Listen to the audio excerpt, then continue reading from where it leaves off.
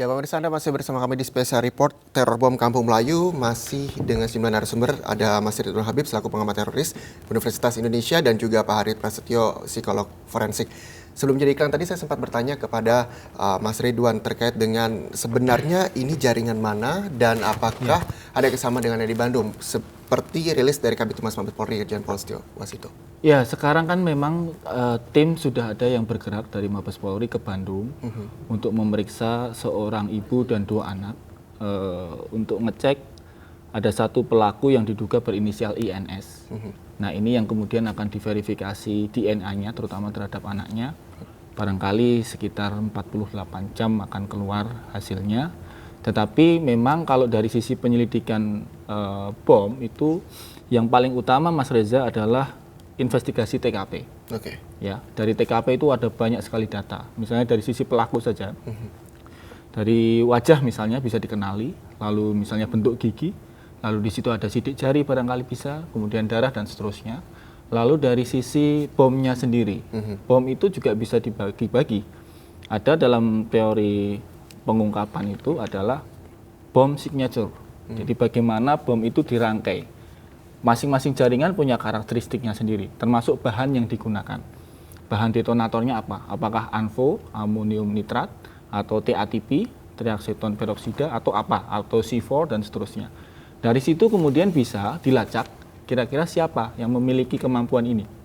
Termasuk misalnya yang Kampung Melayu ini kan di lapangan ditemukan serpian-serpian dan juga gotri-gotri kecil yang karakteristiknya memang mirip dengan bom-bom yang selama ini digunakan oleh kelompok JAD atau ISIS Indonesia itu. Oke. Tetapi sekali lagi ini masih berjalan ya. Kita tidak boleh mendahului pihak yang berwenang, dalam hal ini Mabes Polri. Oke, tapi kalau menurut Mas Ridwan sendiri, apakah ini benar kelompok teroris kah? Oh ya, kalau teroris jelas ya. Sejak tadi malam itu kan ya ini memang ini kondisi kita di media sosial. Banyak sekali hoax beredar ya. Ada tangki BBM, Betul. ada halte Transjakarta, ada bisnya yang meledak, macam-macam sekali analisanya. Bahkan analisanya ada juga yang menyebutkan menyerang pawai obor, wah jauh sekali.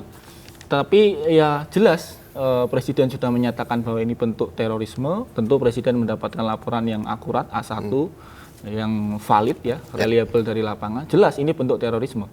Tetapi siapa, kelompok mana, ini sedang ongoing investigation, kan belum juga 24 jam. Sedang dan masih dilakukan penyelidikan. Begitu. Kalau misalnya saya ke Pak Hari. Pak Hari, sama halnya kah dengan Mas Ridwan bahwa ini bentuk terorisme, dan lalu kira-kira bagaimana mereka bisa berkembang?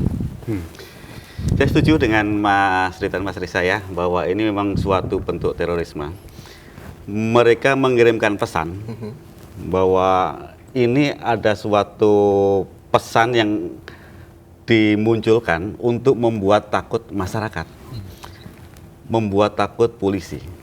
Tetapi sebagai anggota polisi tentunya mereka sudah mendapatkan doktrin, mendapatkan pembekalan bahwa memang kalau tugas-tugas anggota polisi itu selalu berhadapan dengan teror, selalu berhadapan dengan resiko yang besar. Dan ini mungkin buat anggota polisi teror yang seperti ini tidak berlaku karena mereka siap untuk bertugas kapanpun juga.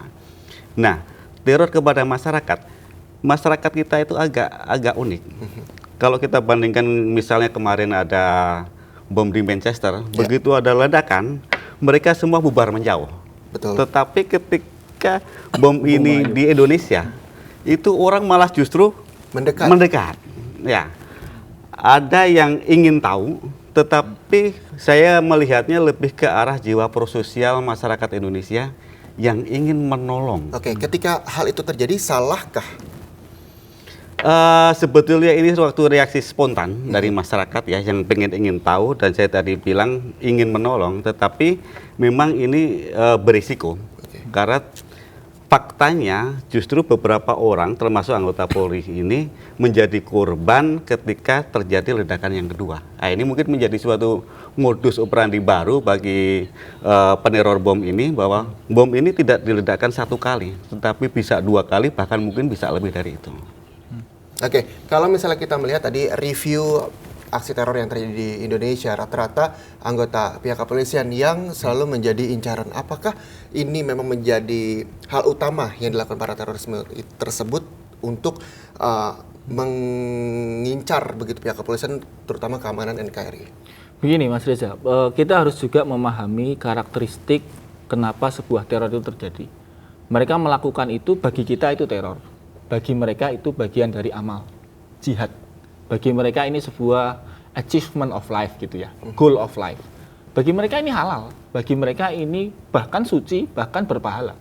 Nah ini harus kita pahami, bedanya seperti itu. Bagi kita yang normal begitu, ini adalah satu tindakan yang jahat dan teror.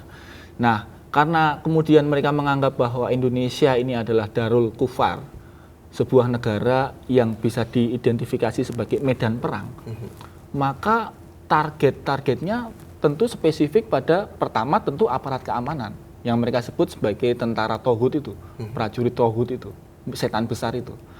Dan kenapa kemudian mencari kelengahan adik-adik polisi yang sedang mengawal pawai obor Ramadan itu di halte Kampung Melayu? Karena ini jelas soft target. Kalau mereka mau menyerang Polda Metro misalnya, atau menyerang Mabes Polri, resiko buat mereka terlalu besar. Baru masuk penjagaan selesai mereka. Tetapi kemudian mereka bergeser, switching the target, milih yang lebih soft. Nah ini terjadi modusnya di seluruh dunia. Kita lihat di Jerman juga menyerangnya kereta api subway. Di Belgia pasar malam pakai truk. Jadi fenomenanya sudah bergeser? Yes, exactly. Ini sudah bergeser, orang-orang ISIS itu sekarang mencari target yang soft. Tetapi efek kejutnya, efek terornya muncul. Nah tadi menarik Pak Hari tadi ya, bagaimana karakteristik masyarakat Indonesia itu. Ketika sebuah serangan, mereka justru mendekat, justru selfie. Kalau dalam teori bom mungkin sangat berbahaya ya, karena mereka kan bisa juga itu decoy. Dipasang dulu, orang merapat, lalu kemudian ledakan yang lebih besar datang. Tetapi alhamdulillah di Indonesia ya itu budaya tadi mungkin sampaikan Pak Hari, gotong royongnya itu loh. Kalau tadi malam kita lihat kan video-video di YouTube begitu viral. Bagaimana masyarakat biasa, tukang ojek, angkot membawa adik-adik korban polisi itu ke angkot lalu dibawa ke rumah sakit. Ini kan solidaritas yang luar biasa. Terkait dengan solidaritas dan adanya kesamaan bom itu yang ada di Bandung, kira-kira seperti apa sih? Apakah memang ada yang sama teroris di Kampung Melayu dengan di Bandung? Nanti jawabannya kita akan berikan kepada Anda usai jeda berikut. Jadi tetaplah bersama kami di Special Report Ayus TV.